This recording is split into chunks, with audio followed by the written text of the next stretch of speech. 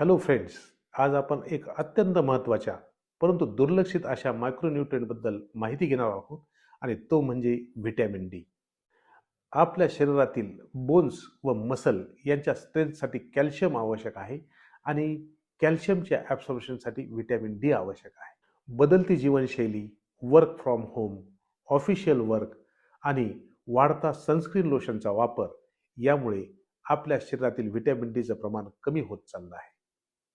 सर्व्हेमध्ये असं दिसून आलं आहे की जगामध्ये बिलियन्स ऑफ पीपल हे व्हिटॅमिन डी डेफिशियंट आहेत. सरासरी 10 व्यक्तीमध्ये 8 व्यक्ती ह्या व्हिटॅमिन डी डेफिशियंट आहेत.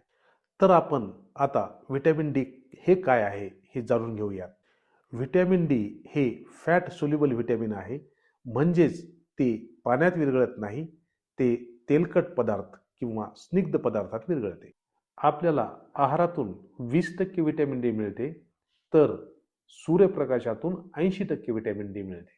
आहारामधून मिळणारी व्हिटॅमिन डीची मुख्य स्रोते म्हणजे दूध, अंडी, मशरूम, फिश तसेच विविध व्हिटॅमिन डीची सप्लिमेंट्स.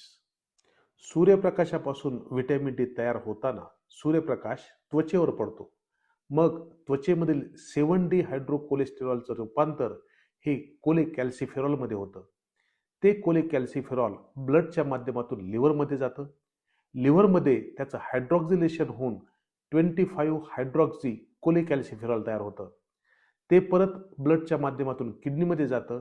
तेथे त्याचं परत हायड्रॉक्झिलेशन होऊन त्याचा ॲक्टिव्ह व्हिटॅमिन डी म्हणजेच कॅल्सिट्रायॉल तयार होतो. त्वचेमध्ये व्हिटॅमिन डीची निर्मिती ही सूर्यप्रकाशाच्या अल्ट्राव्हायोलेट बी किरणाची संपर्कात आल्यामुळे होते. ही किरणे सकाळी 10 ते दुपारी 2 वाजेपर्यंत योग्य प्रमाणात असतात आणि 10 ते 30 मिनिटे आपण सूर्यप्रकाशाच्या संपर्कात आल्यानंतर आपल्या डेली रिक्वायरमेंट इतके व्हिटॅमिन आपल्याला तयार होते. व्हिटॅमिन डीचे फायदे म्हणजे त्यामुळे आपले बोन्स व टीथ स्ट्रॉंग बनतात, मसल्समध्ये स्ट्रेंथ येते. व्हिटॅमिन डी हे इन्सुलिनची सेन्सिटिव्हिटी वाढवते, त्यामुळे डायबिटीसचे प्रमाण कमी होते, केस गळण्याचे प्रमाण कमी होते. व्हिटॅमिन डीमुळे प्रतिकारशक्ती वाढते आणि वारंवार होणारा जंतुसंसर्ग टळतो. चिडचिडेपण कमी होते, डिप्रेशन कमी होते. लहान मुलामध्ये व्हिटॅमिन डीचं प्रमाण कमी झाल्यास लॉंग बोनची डेव्हलपमेंट हॅम्पर होते, त्यामुळे लॉंग बोन्स हे बेंड होतात आणि याच आजाराला रिकेट्स असे म्हणतात.